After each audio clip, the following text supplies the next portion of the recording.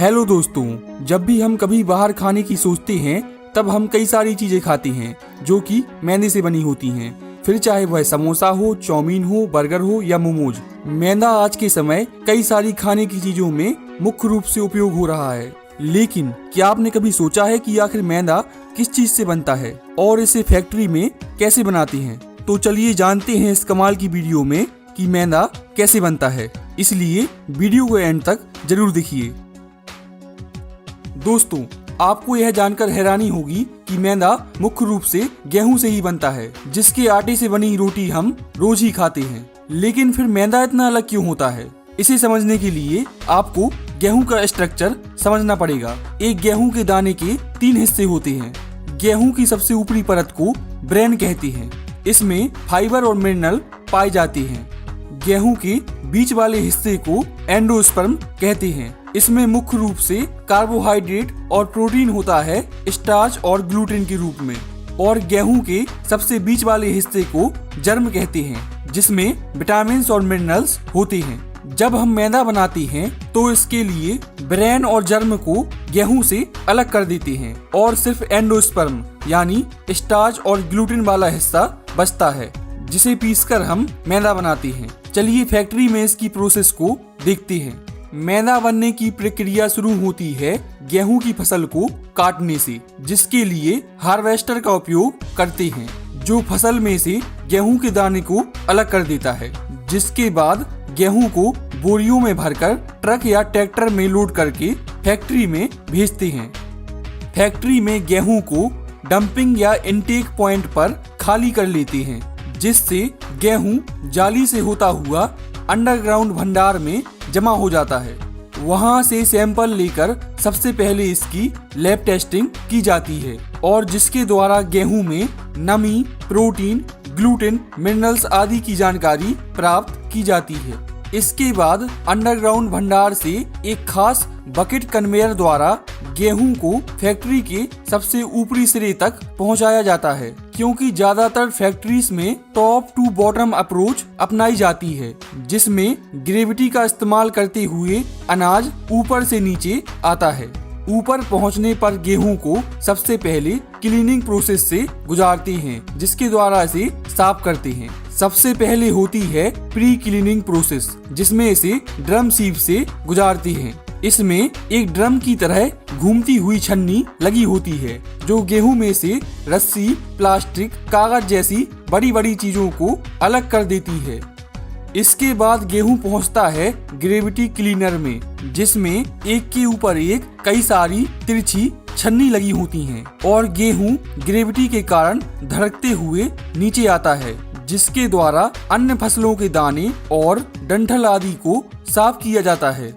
जिसके बाद गेहूं एक फ्लो बैलेंसर से गुजरता है, जिसमें एक स्टोरेज टैंक भी जुड़ा होता है, जो गेहूं के आगे बढ़ने की मात्रा यानी फ्लो को कंट्रोल करता है।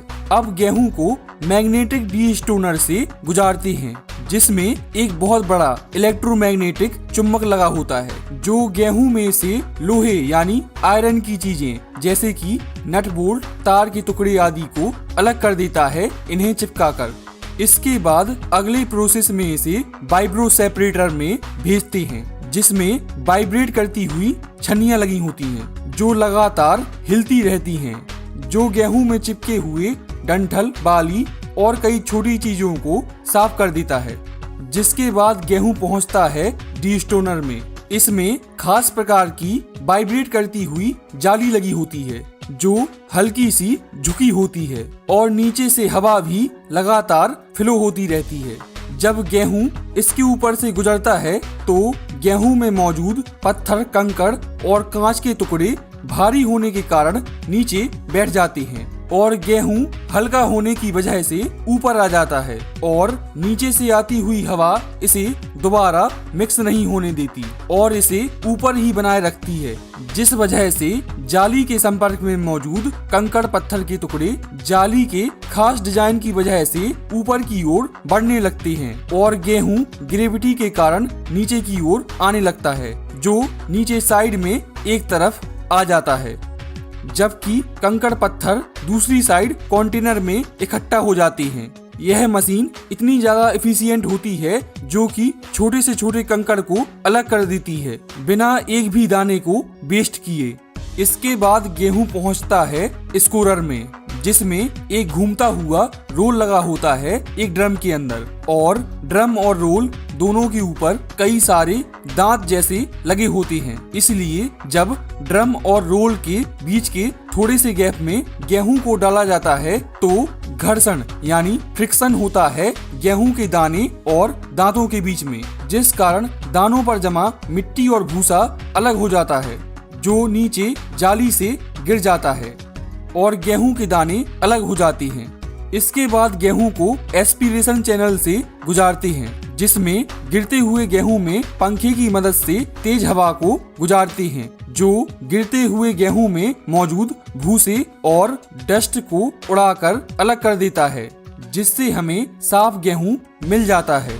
अब गेहूं को फाइनल क्लीनिंग के लिए ग्रेन वॉशर में भेजते हैं, जहां पर इसे पानी की मदद से अच्छे से साफ करते हैं ताकि बची हुई थोड़ी बहुत गंदगी भी निकल जाए और गेहूं अच्छे से साफ हो जाए। और फिर यह मशीन पानी को अलग करके धुले हुए गेहूं को अलग कर देती है, जिसके बाद धुले हुए गेहूं को ग्रेन ड्रायर में भेजते हैं, जिसमें इलेक्ट्रिक हीटर और पंखे लगे होते हैं जो कि गर्म हवा छोड़ते हैं, जिस वजह से कन्वेयर पर जाते हुए गेहूं में से लगातार गर्म हवा फ्लो होती रहती है जो नमी को गेहूं में से अलग करके उसे जल्दी सुखा देती है और हमें सूखा हुआ गेहूं मिल जाता है। इस साफ सुथरे गेहूं को कन्वेयर की मदद से स्टोरेज साइलो में भेजते हैं, जहां पर इसे जमा करके रख लेते हैं ताकि यह वातावरण और कीड़े आदि से सुरक्षित रहे।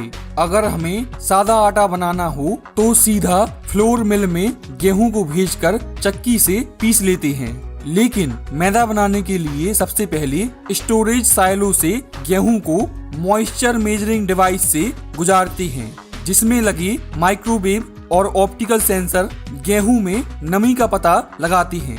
यहाँ से होता हुआ यह पहुँचता है टर्बोलाइजर डैम्पनर में, जहाँ पर जरूरत के अनुसार इसमें पानी मिलाया जाता है और घूमते हुए रोटर गेहूं में पानी को अच्छे से मिक्स कर देते हैं, जिससे इसकी नमी को 7 से 20% तक बढ़ाया जाता है।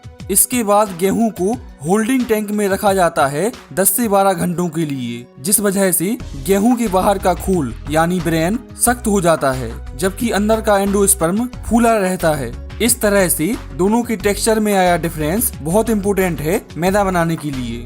अब गेहूं को क्रैकिंग मिल में भेजते हैं, जिसमें 2 रोल लगे होते हैं जो अलग अलग डिफरेंशियल स्पीड पर घूमते हैं, जिनके बीच में थोड़ा सा गैप होता है, जिस वजह से जब गेहूं के दाने इनके बीच से गुजरते हैं तो वह पिसते नहीं हैं, बल्कि क्रैक होकर अखरोट की तरह खुल जाते हैं गैप और नमी होने की वजह से, जिस वजह से ब्रेन, जर्म और एंडोस्पर्म सब अलग अलग हो जाता है और इन सब का एक मिक्सचर बन जाता है जिसमें तीनों चीजें होती हैं।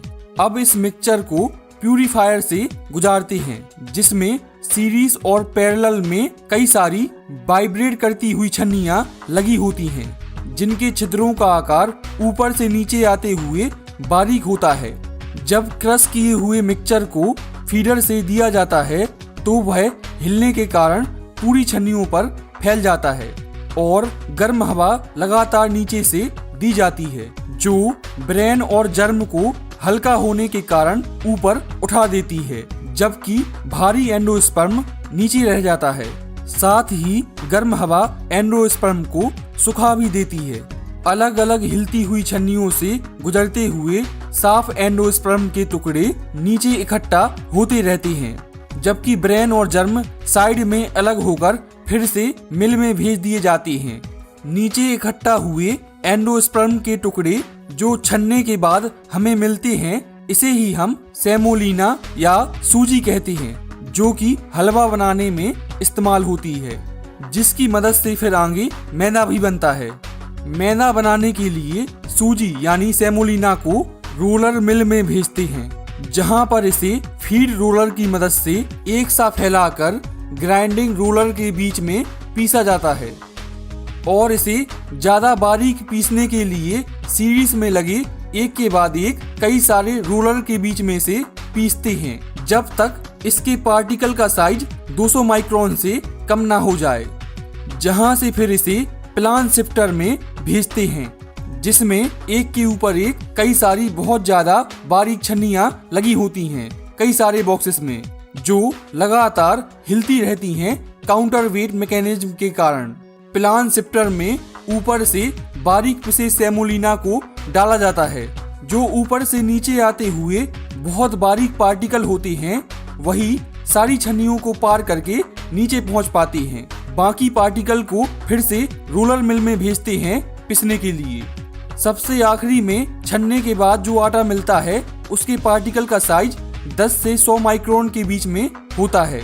इसे ही हम मैदा कहते हैं।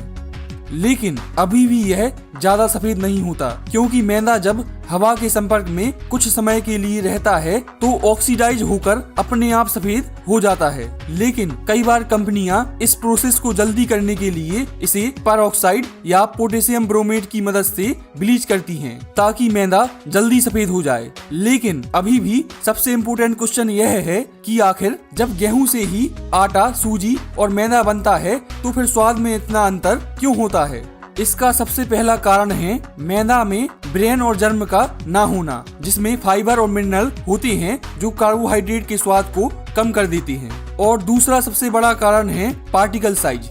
गेहूं से बने दलिये के पार्टिकल का साइज 1000 से 1500 माइक्रोन के बीच में होता है। सूजी के पार्टिकल 400 से 800 माइक्रोन के होते हैं और आटे के पार्टिकल 300 से 400 माइक्रोन के होते हैं। वहीं मैदे के पार्टिकल सिर्फ 10 से 100 माइक्रोन के बीच में होते हैं। और हम आपको बता दें कि पार्टिकल का साइज जितना कम होगा वह उतनी ही जल्दी लार के साथ घुलकर ज्यादा टेस्ट देगा और पेट में भी जल्दी पचकर ग्लूकोज में बदलकर एनर्जी देगा। यही कारण है कि बीमार लोगों को गेहूं का दलिया खिलाया जाता है, क्योंकि उसके पार्टिकल बहुत बड़े होते हैं और धीरे धीरे पचते हैं। जबकि डायबिटीज वाले लोगों को मैदा से दूर रहने की सलाह दी जाती है, क्योंकि बहुत छोटे पार्टिकल होने के कारण वह जल्दी पचकर ग्लूकोज यानी शुगर लेवल को बढ़ा देता है। तो यह थी मैदा बनने की पूरी कहानी। दोस्तों, इस वीडियो को बनाने में बहुत मेहनत लगी है, इसलिए अगर वीडियो अच्छी लगी हो तो लाइक करें, चैनल को सब्सक्राइब करें और दोस्तों के साथ शेयर करना बिल्कुल ना भूलें। मिलते हैं किसी दूसरी वीडियो में, तब तक के लिए जय हिंद, जय भारत।